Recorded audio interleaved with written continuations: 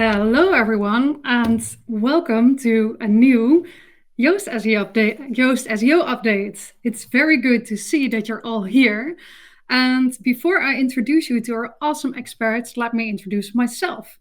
My name is Florie van Hummel, and I'm your host for today. And today we're hosting this in Crowdcast. And in case you don't know this program, there's a couple of things that are good to know.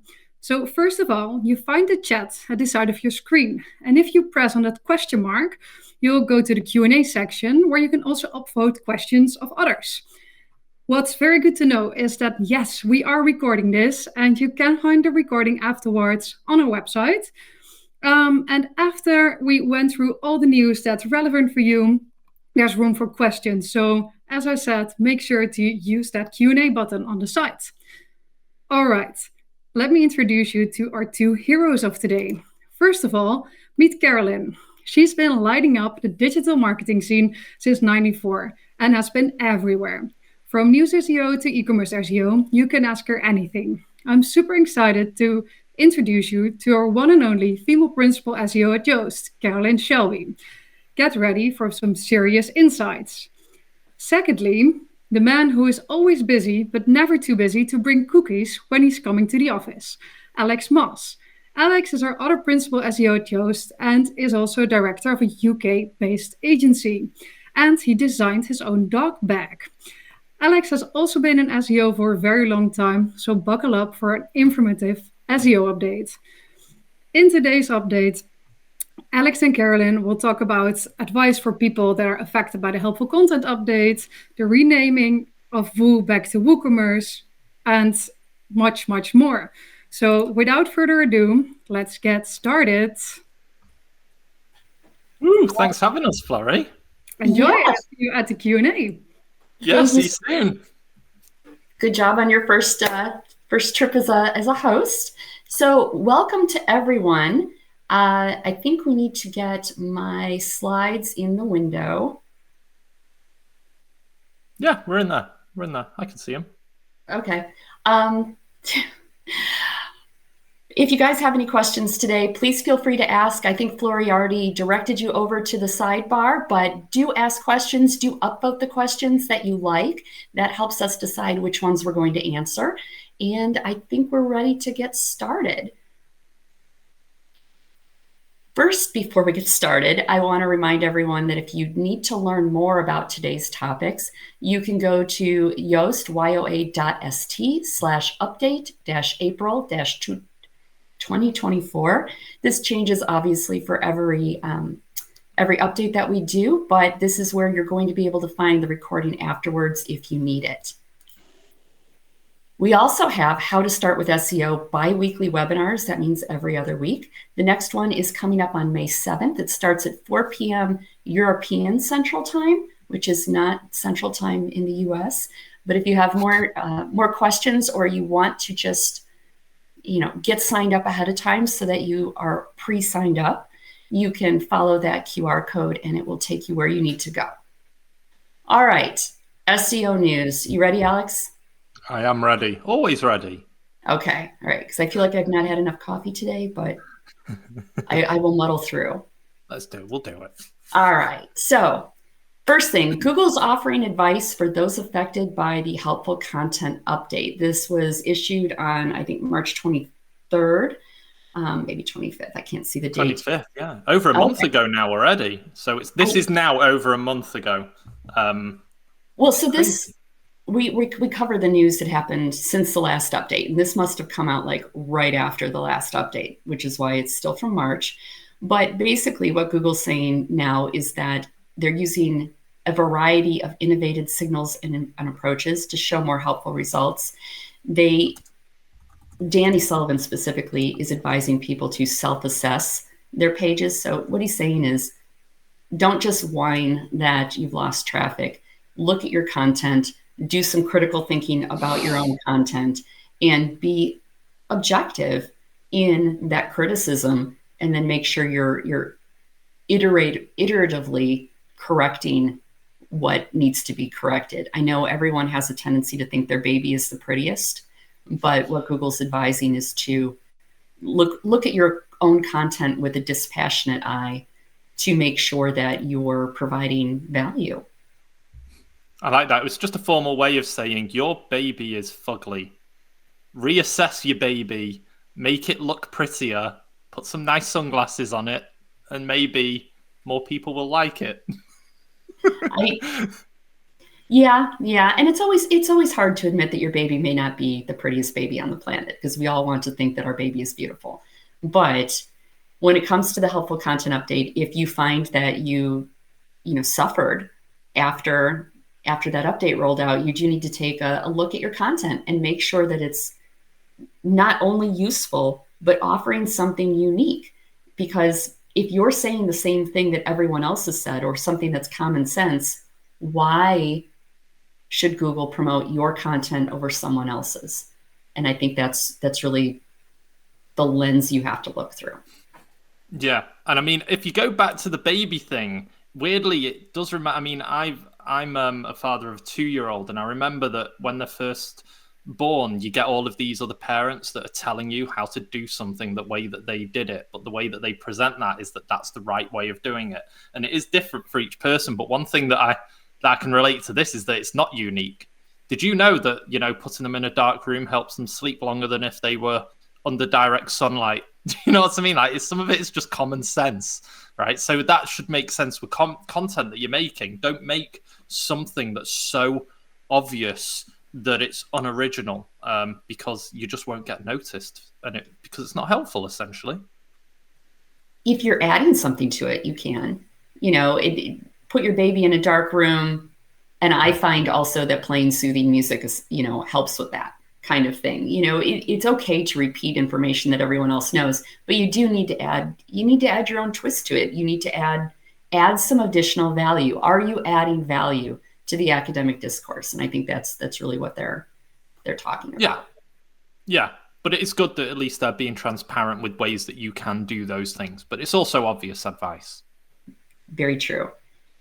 There was Google's really doubling down on this. So the helpful content system has changed. Google's now saying that rather than looking at the totality of the content on your site and basing their judgments on, I guess, the percentage of helpful content versus unhelpful content on your site, they are looking at individual sites now in kind of, I won't say in a vacuum, but they'll evaluate single pieces of content on its own merit rather than painting a broad brush and punishing all of your content. If you do happen to have one piece of content that's valuable, they don't want to punish that one piece of content because all the rest of your content sucks. So That's good. That is a nice thing to do. I feel like I have that with my ideas, that I've got a lot of terrible ideas, but I do have to go through them to get to that good idea, right? Hey, every now and then, what is it? A blind squirrel finds a nut once in a while. Yeah. So I like to have idea spam, right? But then you get rid of it. You just purge the bad ideas, and then you have just the good ones at the end, which is a kind of content version of what Google Or you rewrite the say. bad ideas to make them better. Yeah. But yes, I mean, all of these bullet points, they're all things that we've been saying for the last months and even years. It's the same ethics, just be unique, be helpful, make sure you instill trust, and everything else should organically follow. But yeah, Marie has quite a lengthy post about the way in which the helpful content system has changed, which people should give a read, which of course we'll share inside the chat and on the post after this is aired. Absolutely. There will be links to all of these articles in the post afterwards. So if you want to read it for yourself, which we strongly encourage that you do, you'll be able to find all of those. Cool. All right, let's move on to the SGE. There was a study done that reveals a potential disruption for brands and SEO. And I think we talked about this last time. The SGE box, which most of you can't see unless you're in the US. I know they are rolling out the test to the UK now. But even in the UK, not everyone can see it. When you do see it, you will find that the search generative experience box displaces the top of the search results by about 1,200 pixels on average, which is enough to shove the regular organic results completely off down below the fold. Of the links that they pull for the carousel that is SGE, more than half of them are not from the top organic search results. So this results in, if you search for a brand, you might get answers in the SGE about the brand, but not from the brand's website. They could all be from other websites talking about that brand rather than the brand talking about itself. And this is going to be very upsetting for product marketers and people from big brands. It's really interesting that, right? Because it's as though it comes to that perspectives angle as well, a perspective on a brand even that may bring out a more relevant result than what the brand thinks of themselves. So it may be more objective and therefore more relevant to add in there, which is interesting, right? Because you'll cite different sources to cite yourself. So if we use Yoast as an example, there may be a non-Yoast website talking about Yoast, about us, that may be a better angle than how we would define ourselves on our own website, right? I don't know that that's necessarily, I don't know that that was their goal. I do know that it seems that they're favoring long form text content that has, when I did a study of a brand, the brand did not come up in their own carousel, which was disconcerting. But if I looked at every single article that did come up in that carousel, it was long form text, and the first word in the title and the headline and repeated a number of times in subheadings and within the text was that brand name. Now, what do big brands not do on their websites normally? They don't talk about themselves. On their homepage, most people have gotten away from having the first word on your homepage or in your title be your brand name, because a lot of brand marketers go, well, they can see our logo. They know it's our page. They came to our site. They're not remembering that the search engines aren't looking at the content in situ. They're not looking at it in the context that you see it. They're looking at it sort of in the vacuum of space. So you need to be really obvious about what you're writing. I think to get into that carousel from your brand, if you had a very robust about page where you did long form content and had the name of your company first and the name of your company in the H1, and then long form article, not a lot of images, or you can have images, but make sure you've got a lot of text. Write something to compete with whatever is showing up first, and make sure that you've linked to it prominently from your footer and probably off of your homepage, possibly off of your top nav, to give it the juice that it needs. I think then you can overpower these other brands, these other sites that have written about you, because it will be your authority, plus you're satisfying all of the desires of the SGE, which is a lot of content.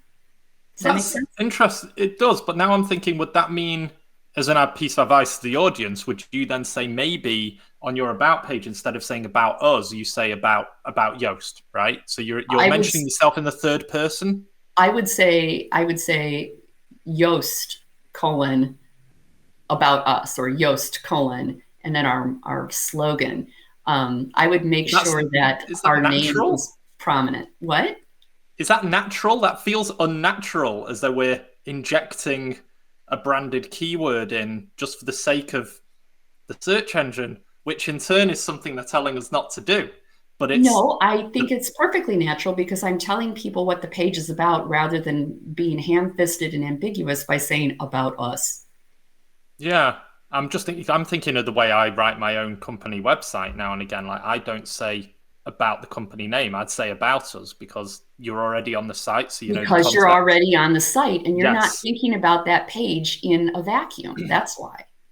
Yeah, well, hopefully that answers Steve's question: how do you counteract, and does this using your own brand name not sound not human? But like you say, there is definitely arguments to say that it is human, right? So I think you can justify it. I don't think that's an unjustifiable position.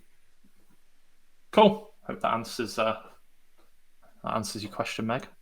All right. There was let's see, Gary Illyes said at PubCon that overfocusing on links could be a waste of time. He also said that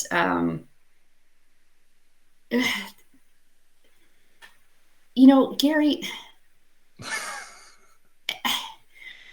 what does overfocusing mean? Gary said very specifically that links are not in the top 3 of ranking factors. To me, when I hear that, because I'm accustomed to dissecting things that people say, when you say it's not in the top 3, that means it's number 4.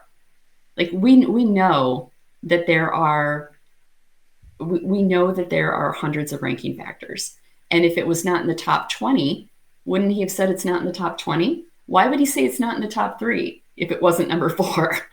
Yeah. So I think that they're still quite important, and I could cite a number of cases where I could prove it. I think they're pretty important, but no one should ever obsessively pursue links, because links can't overcome everything. No, they can't. And again, you were right. What does overfocusing mean? Because if you're a small business that does something very, very specific, then you probably won't need to focus too much on links at all, or citations, or acquiring mentions elsewhere on the web. Whereas in a very competitive niche such as payday loans, which I know that not a lot of people in this audience may be doing, but they're in a world of a search engine result where I'd be astonished if you could get an SEO who's in that niche to come on here and say how they made a success of building a site without focusing on links. So then I look at over-focusing. What is over? It's you still need to focus on them, right? Because otherwise you will have no visibility. That's like saying try and market something without word of mouth. It's very hard to do that. Still possible, but without people talking about your product or service, it won't spread and the visibility won't be there. And therefore, you need to kind of think about links, but not obsess about them. Yeah, don't obsess. There's a question in the comments. Do the links have to be in context rather than an image in order to be counted? You can absolutely count linked images as links, but to be useful, they need to have alt text that has good anchor text in it, because that alt text becomes what would be the anchor text in a text link. So hope that's helpful, but you should definitely continue building links. Don't ignore them, and but also don't buy them or spend tons of money on them, unless of course you're in one of those niches that require it, obviously. Yes, of course. And also with images and alt text, remember you did mention context there, John, like that's important. A picture of, I don't know, a view of mountains may be being used in one post to describe, I don't know, getting offline and going in the great outdoors. And another one may be talking about altitude sickness, right? And they'll still use the picture of mountains maybe to describe that element of the post, but that alt text will describe not only what may be in the image, if you want it to be, but also describe the context of which you're using it. Yeah, it always has to be in context. Yeah. Gary also shared that this article, basically the gist of it is, he says that crawl budget is largely a myth, and that Google is shifting their focus to URLs that are more deserving of crawling. So therefore, you don't need to worry about crawl budget. I would, Alex, you pointed out when we were talking earlier that the word largely in crawl budget is largely a myth, sort of negates the it's a myth thing, because it's either a myth or it's not. Yeah. And we know that Google choose every word wisely, especially spokespeople like Gary, especially when you're in writing as well and not on a panel being asked questions on the spot. This will have been read 3 times at least. It'll be self-assessed, right, to make sure it's helpful. So the word largely, that was all that sprung out to me. It was in much larger font in my brain. And I was saying, well, if it's largely a myth, that means that there's a small minority that isn't. And therefore, something is still useful in a crawl budget. Why would we ever talk about it? Why would it even be there if it wasn't useful for some situation? It's like Princess. Did you see The Princess Bride? It's like mostly dead. You're either dead or you're not. If you're mostly dead, that means you're alive a little bit. So Yeah. there is still a crawl budget, but because this was confusing, and I think the way they said deserving content will get crawled more often, I think that was a little vague. So I wrote this slide. What does this even mean? Because I find myself asking that a lot, right? I think when Gary says that deserving content is going to be crawled more often based on search demand, what he means is the frequency of the crawl is related to the popularity, which is usually volume plus velocity of a search topic. So if it's summer and you sell beach towels, the search demand for beach towels is going to be great. So they're going to crawl content that they know contains information about beach towels a lot more frequently during that time while the demand is great. And in the middle of winter, they're not going to bother crawling your beach towel site because it's the middle of winter and people don't want beach towels. Exactly. So basically the message is you should have two businesses, one that peaks in the summer and one that peaks in the winter. Work them together. Some businesses legitimately don't have seasonality, but they do have topics that are sometimes more popular than others. I think it's rare to have a site that is going to have in-demand topical information 100% of the time. And you could have stuff that becomes popular randomly. Like what if you sell vitamins and all of a sudden someone announces that vitamin D is definitely going to help you not catch the latest strain of whatever. Suddenly there will be a surge in popularity and demand for the term, vitamin D supplements. You happen to have vitamin D supplement stuff. Google knows that you have vitamin D supplement content. So you're going to start getting crawled much more often because Google knows that you've got that information. So what this means is you need to also monitor trends. And if something relevant to your niche, whatever, spikes in popularity all of a sudden for whatever reason, make sure that you go in and you update your content. Which is the best way. Yeah, we've been doing that with the March core update. It's just finished, but which we'll chat about soon, obviously. But we had to go in there and update something quite on the fly to ensure that it's up to date. So but hopefully that works with everyone. And of course, we've got crawl optimization in premium for anyone that does want to use things. Well, what I was going to say was all of this means that you should not do crawl optimization. You should absolutely do it. And if you need more information about optimizing your crawl budget, we have a whole article, which is it's on our blog, about crawl optimization. And then the Yoast Premium users do have access to a crawl optimization tool. So you can get information on that. And I do not think it means don't worry about crawl budget. I think most people don't need to worry about it, but big sites do. Yeah, definitely. And there's a button below here, by the way, that goes to that blog on how to optimize crawl budget. So do leave that on producers in the back end for a little bit while we talk about the next slide. Okay. So what happened next?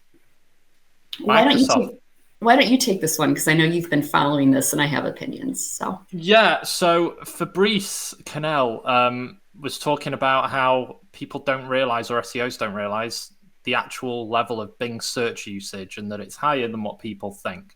And it does go beyond what we just think because we're so in tuned with Google because it is the monopoly.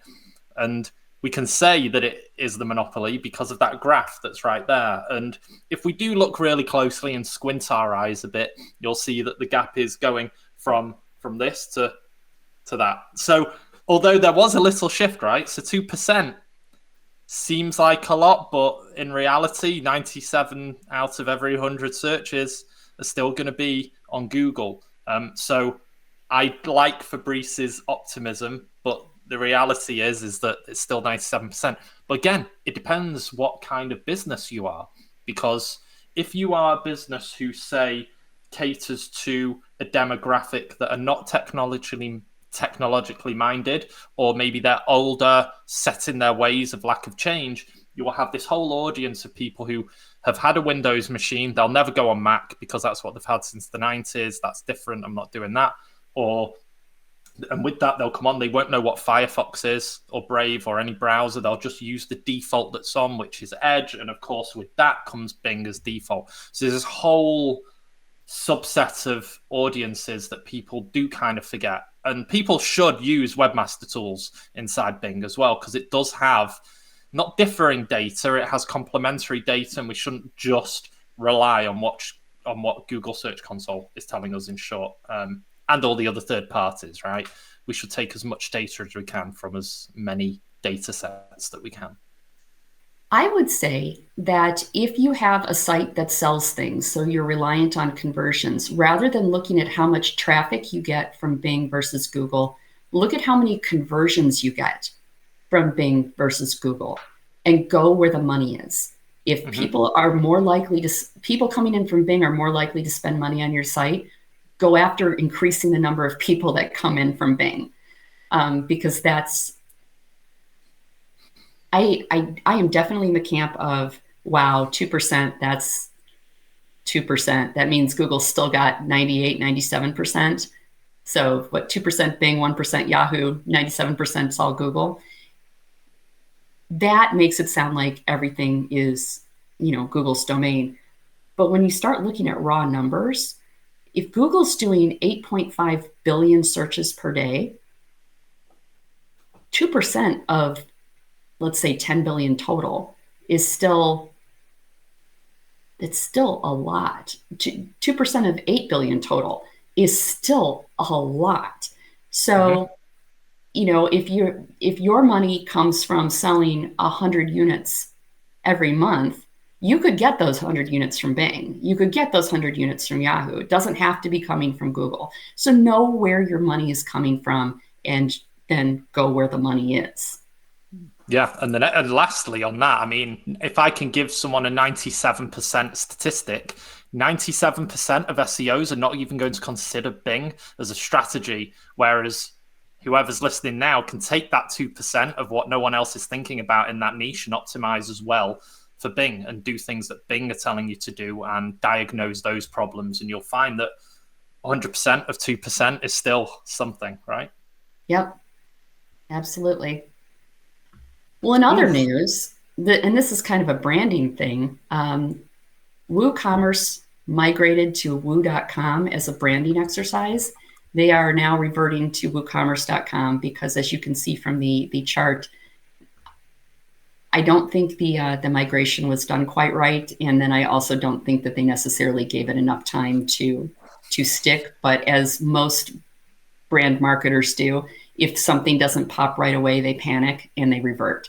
So that's kind of what happened. However, maybe it was a good thing because everyone's talking about it. They probably picked up a bunch of links. And well, I think someone's made like a benefit from a bad thing in a way. And whilst I don't know what happened economically for Woo as a result of that, if it did, that'll have had a knock-on effect with like marketplace sellers, things like that. But it is interesting because you look at the graph from Systrix here, and in the blues Woo, and it does go up initially. So for that first month, I bet everyone was like, this is great. Things are going down. It's not gone up as usual, but never quite does get back to where it was if you're doing a migration, not immediately anyway. But then when it came down, I can imagine people did panic, and the way it's gone back up, but nowhere near to the level that it was once at the peak. Where was that? December. I would have panicked, but I maybe would have gone into a deeper assessment because I'm thinking long term as well. If I do want to stay as woo.com over WooCommerce, then maybe I would have tried a little longer. But again, we don't know what was under the hood. There may have been an impact that was far greater than waiting it out. And even if they did say it was because of the March update, I guarantee you it was not because of the March update. If they're popping back so hard after reverting, it was not because of the content on the site. It was because there was something borked with the migration. So yeah, remember this, Ben. The March migration, no content changed, and the March update didn't happen in December last year. Like they can, I think people are blaming their tools not maybe the process in which it was done. And it wasn't done 100%. So, for example, word content, like a page, a blog post, did go from WooCommerce to Woo, but images were all WooCommerce.com, and that never changed over. And I didn't look into whether there was an image at both Woo.com and WooCommerce, and there was duplicate, or whether they just didn't move over. But something wasn't playing ball. But now they're back, and it's grown quite well. But I don't know, it's gone down in that last week from maybe the end of the March update. So maybe we'll have a look, and in a month, if it's still worth talking about the impacts of this, then definitely we will. Yeah, people like to blame updates when they don't know what happened, because everyone's like, oh yeah, that's obviously what happened. The New York Times had a drop because they screwed something up technically back when RankBrain came out. And it was like, oh, it's RankBrain, it's RankBrain. It was not. It was not. And everyone just kept repeating it. So that was annoying. Yeah, I won't rant. So, okay. Yeah. So our good friend Gary, again, explained how Google processes queries and ranks content. And I was happy with this because this is basically the same stuff that I've been saying since, I looked at a deck that I did from 2015 or 2013, said all the same stuff. So I'm happy to see that they are confirming it. The main goal of ranking is to push websites that are high quality, trustworthy, and relevant. Okay. Avoid stop words where possible. Okay. Content is the most important factor when ranking. Okay. Quality is defined as the uniqueness of the content. Amen. I'm happy with this. Yeah. This is probably the shortest slide we're going to go through, because you can't get more concise and obvious than all of these things. And it backs up everything that Gary's had a busy month in April. He has. It's been off on one, but yeah, this is the same stuff. Just make sure the last bullet points basically the takeaway. It's the uniqueness. And that's what everyone should be focusing on. If you're doing a post that someone's done before, then don't do it. Think of something more unique and creative. Go back to the drawing board. If you have a question about stop words, you can actually Google stop words. What are they? And there will be a number of lists that you can look at. The gist is you want to minimize the number of meaningless words that you use in sentences so that the words that are left have meaning and value. So valueless words would be, I don't remember what part of speech they are. Oh no. Like, we're not content writers. I did. Apparently I'm not an English student either. We'll move on to the next slide, but we'll circle back on that one because I had something intelligent to say and it has fled my brain. It'll come 2 minutes after we've stopped, of course. So why don't you take this one? Because I am so over dealing with the March update. Yeah, well, the March update went through March and all the way through April nearly. It stopped on the 19th of April, but they didn't tell us until a week later during Brighton SEO, which is something I know they always like doing. Interesting, though. Don't want to cover it too much because it's just finished and it's dangerous for us to say what data's been collected, what analysis has been done. But I would definitely say this time next month, when we're on May's, talking about what happened in May, there'll be a lot more discussion about this. But they do claim that unhelpful or spammy content, which they've kind of bowled into the same thing. Unhelpful and spam is the same thing. But they've reduced it by 45%. But again, we've made sure we put an asterisk in here because they've not backed it up with any actual data. So they're saying they exceeded the stated goal of the update, which I think was 40%. I feel like someone in an office just say 45, and we've done better than we said we would. I think that the newsreaders like to say Google has claimed without proof that they've reduced it by 45%. From an anonymous source, Yeah. So it must be true, right? But again, they've been, of everything we've been saying in all the previous slides, has kind of been coming up to this: make it unique, make it helpful, make sure you're just not writing stuff for the search engines, and you should be all right. But that being said, I know that there are genuine publishers who have, from their opinion have the most helpful content, whether or not if another person's opinion or their algorithm's opinion is up for debate. But I know that a lot of large publishers are in the middle of dying a death right now, and there already have been publications that have gone into complete ceasing trading since September, which is kind of a shame because there is still spam also showing up. So it's still a bit volatile at the moment, but I foresee the next 3 months still being a little bit of volatile. But for some reason, I see Q4 calming down a bit as they master what the effects of all these updates have really been. And if you feel that you have been hard done to, there's a form that you can fill in with an example what's the keyword that you were ranking for that you're not, and you can report things to see to give feedback back to Google, and maybe that'll help it in a future update.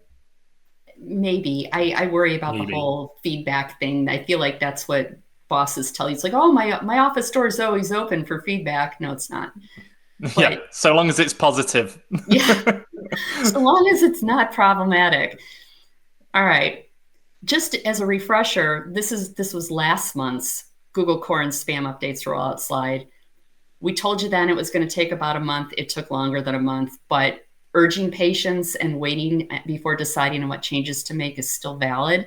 The 3 new spam policies that they were going after, just in case you're wondering why you got hit: expired domain abuse, which they've always kind of said was a bad thing to do, but I guess now they're trying to really knuckle down on that. Scaled content abuse, which is where you're just churning out content mill / AI content to become an authority on something overnight, which is, Rome wasn't built in a day, can't become an expert overnight. And site reputation abuse, which is where you're kind of piggybacking on another site's authority with a subdomain. So a subdomain or even a subdirectory would be like renting from the Chicago Tribune coupons.chicagotribune.com, and then you're piggybacking on their authority. Those sites have been annihilated, which I'm secretly happy about. So There's that. Because it is spam. It wasn't helpful. Well, it wasn't helpful, and they were buying the authority, and I find that dirty. Yeah, although it's not been in the news, I'm sure I read, was it Forbes that have completely blocked now their coupon subdomain in preparation for this kind of stuff? As they should have, because they're renting out that subdomain. Somebody's making money on it, and so are they. Yeah, and now it will stop, thankfully. Yeah. Cool. Right. So, also in the news, I'll bash these out. Google responds to claims where search results can be harmful and dangerous. Google, in short, saying that nothing is harmful and dangerous. Of course, they would say that because they can't admit that. So, Google don't disallow internal footer links. So, whilst we say that internal linking is very good practice, again, don't try and abuse it by not following things to your contact page and your terms and conditions and your privacy. It knows, the algorithm knows what that page is for and what the intent is. So don't try and game it too much. Bing tests removing the cache link from search results. I find that interesting mainly because Google's taken it away. Maybe it's just storage, or there's no use for it, or as much as there was anymore. Maybe it's just people like us, like you and me, and technical people who just want to see an older version, but that's what archive.org is for. But again, funnily enough, Google whacked them, didn't they? They've not got as much visibility whatsoever that they used to, which is interesting. Google have also dropped video carousel markup. They say it just wasn't used that much and interacted with, but that doesn't mean you shouldn't use the markup. Don't get rid of the markup because it can be used elsewhere, not just in the SERP, but elsewhere in Google's app suite and things like Bing. And lastly, Google. Oh, you were going to say? Go on, Carolyn. Were you going to say anything about video? They drop markup. They drop markup for lots of things, and they bring it back. So just because it's gone now doesn't mean it's gone forever. No, exactly. And lastly, Google delays third-party cookie phase-out until maybe 2025. Absolutely unsurprising for me because they keep warning you, but no one takes it seriously until they actually put their foot down. And I realized that they said, what was it, Q4 this year? And then people still weren't doing anything. Yeah, why is that happening? So no news is good news, I guess. I guess. Well, let's move on to AI news, because I think Yes. we've got a little bit there. Yeah. ChatGPT is making links more prominent. I know you had an opinion about this. Yeah, I find it weird that you're in a conundrum. We have to pay to see ads. Is it an ad now? It's a citation, but we're paying to see the source of something. Personally, I believe you shouldn't have to pay to see the source or understand what the source of that answer is, because ChatGPT is getting that source from somewhere, and naturally it should cite it. But then again, you made a good point that at that point they're getting traffic if someone wants to go in. So there can be an argument either way. What I find interesting here, personally, also is the results, the way in which it's done. It kind of looks like a reverse SERP.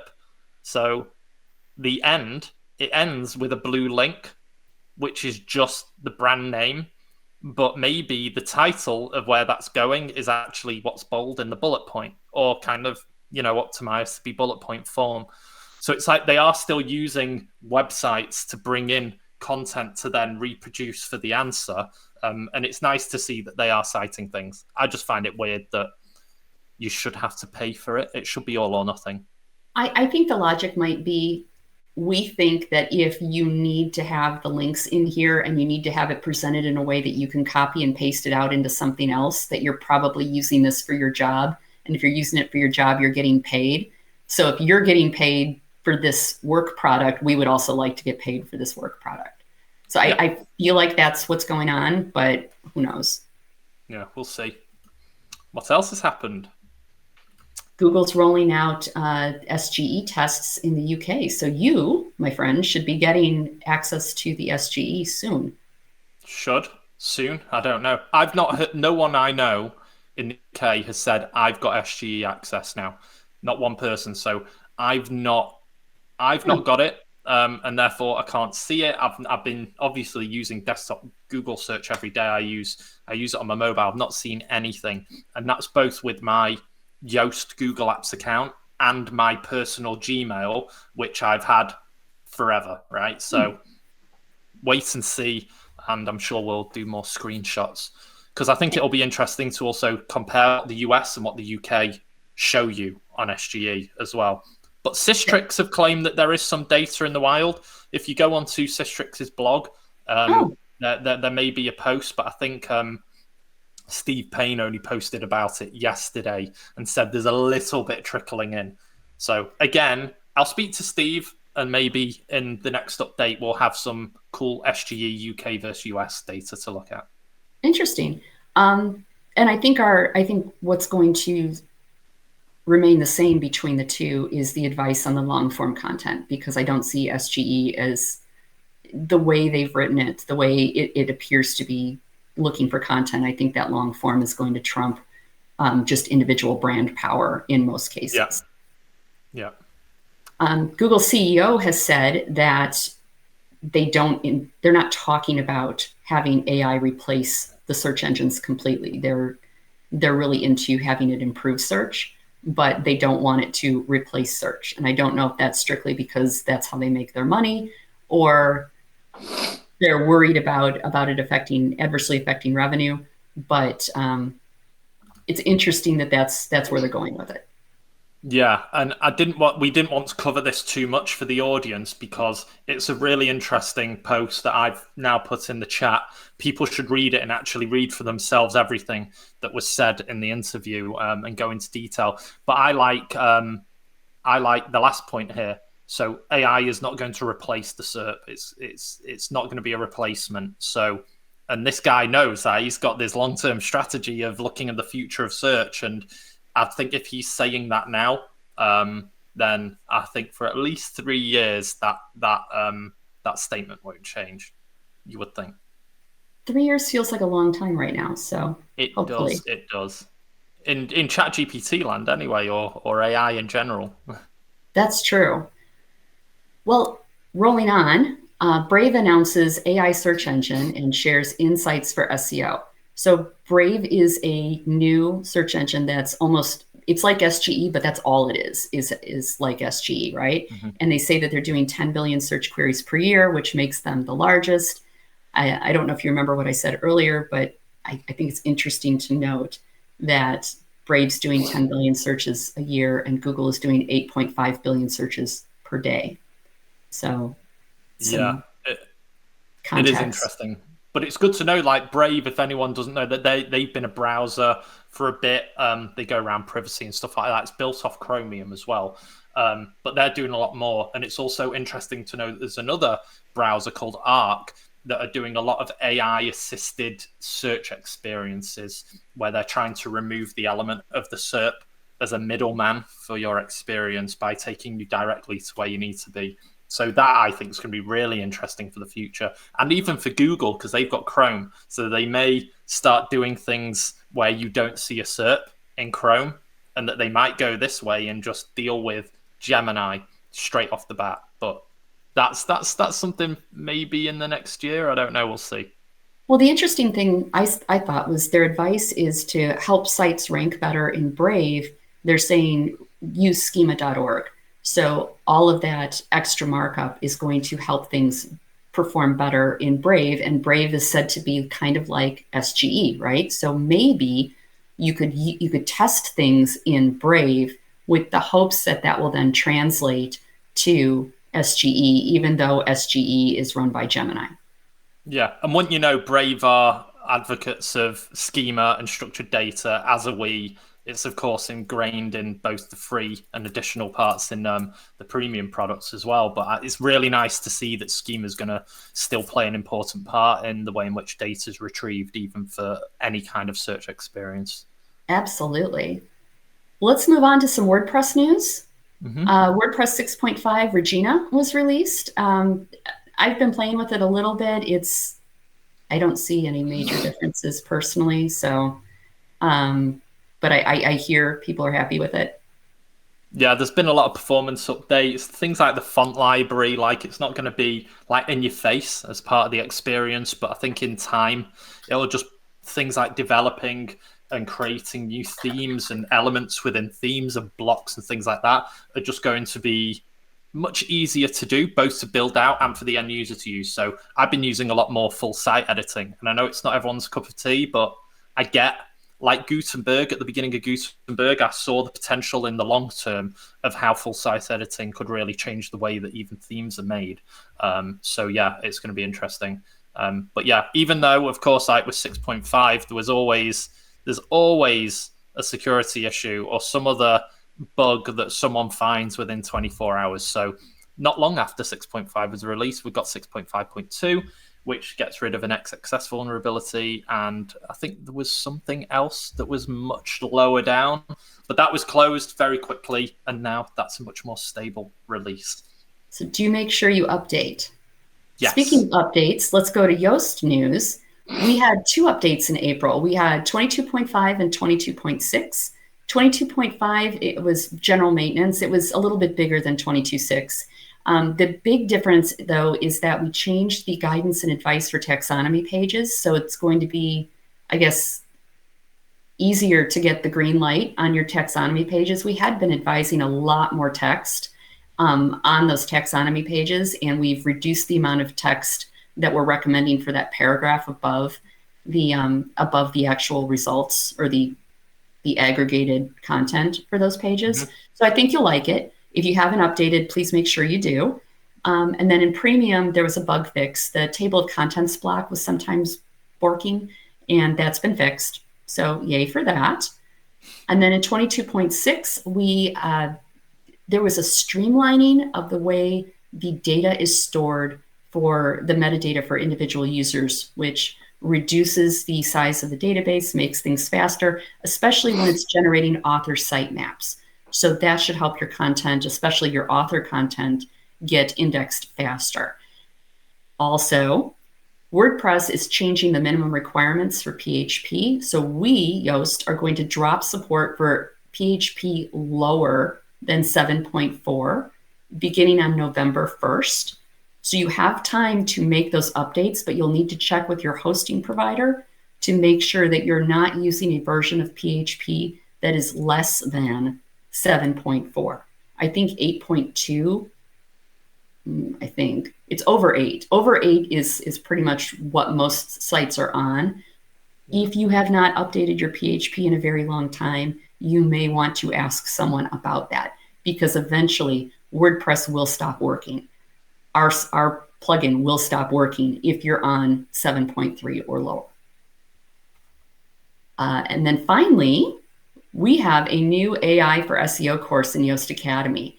So if you have not yet visited Yoast Academy, I encourage you to do so. If you're a premium member, you already have total access to all of the training courses. So please, please, please go check out AI for SEO in the Yoast Academy. Yeah, big props to Anne, by the way, who devised all of that and produced Absolutely. it. So, yeah, Anne. And then finally, we're going to be at these upcoming events. We've got 2 events coming up, one in the US and one in Europe. In Chicago, if you're in the Midwest, on June 6th, there's called the Conference Pop-Up in Chicago. I believe you can Google for conference, SEO Conference Pop-Up Chicago 2024 or some collection of those words, and you should be able to find it, and I will be there. Looking forward to seeing whoever in the US wants to come visit. And then WordCamp Europe is June 13th through 15th in Italy, which should be very fun. Jealous. And Alex is going to be at that one. I don't know yet. Maybe I am. I don't know. Maybe I'm not. I don't know. We'll see. We'll see. Well, the rest of the crew will be find there. out.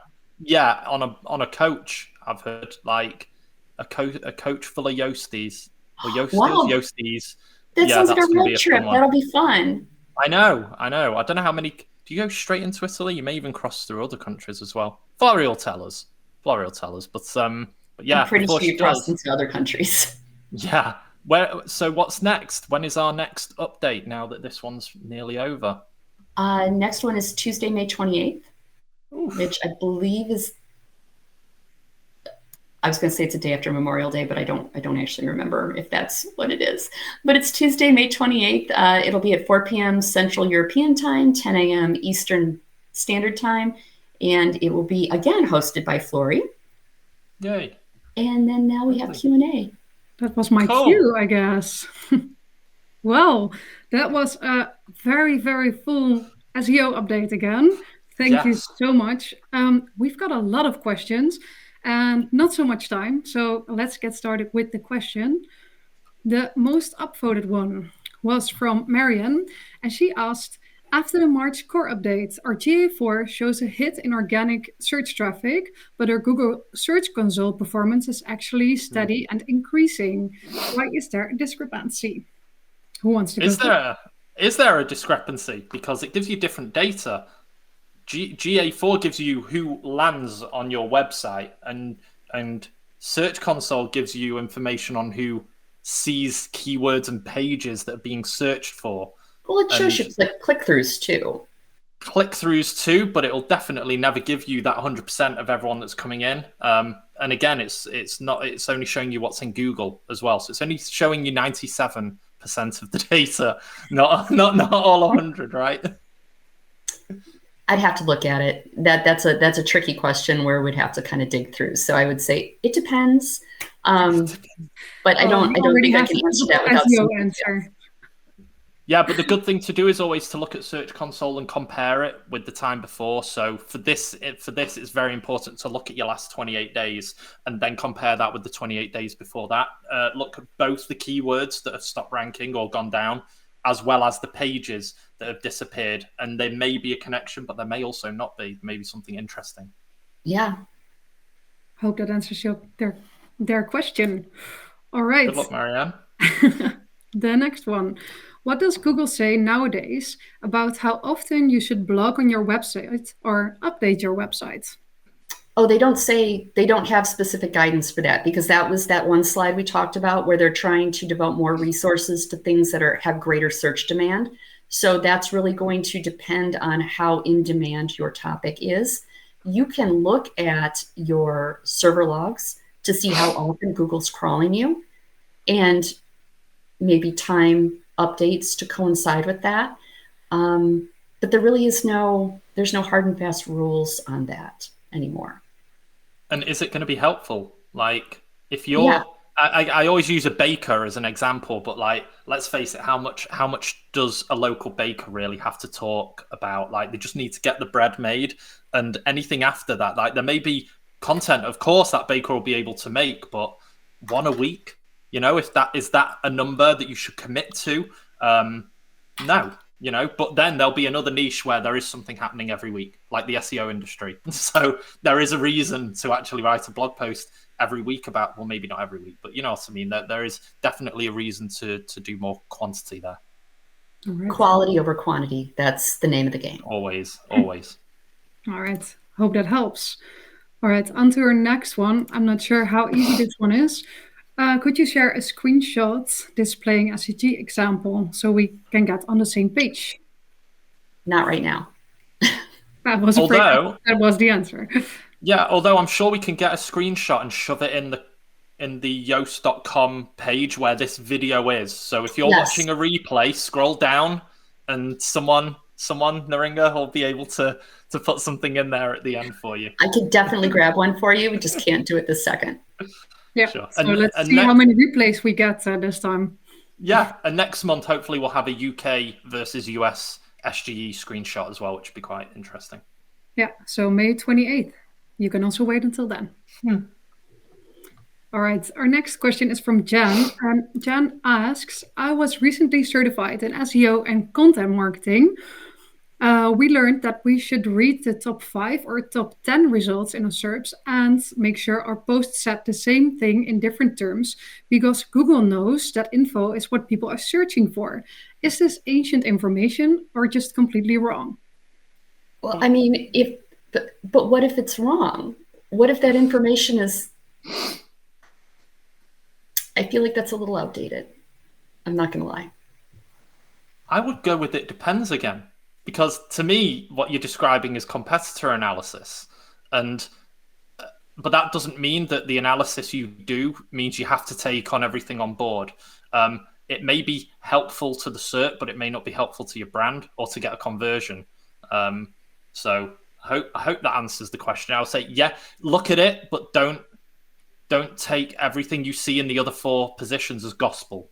Don't interpret that to mean I copy what they wrote and then just rewrite it differently.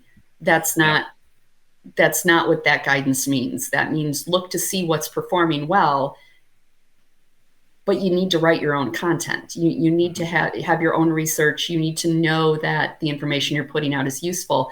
And if you're putting out exactly the same information, why would you outrank the other people? Write something useful, add to the conversation, add to the academic discourse. You have to be unique and helpful. If everyone else is already saying it, you're not adding anything helpful. Do what Gary said, be unique. Mm-hmm.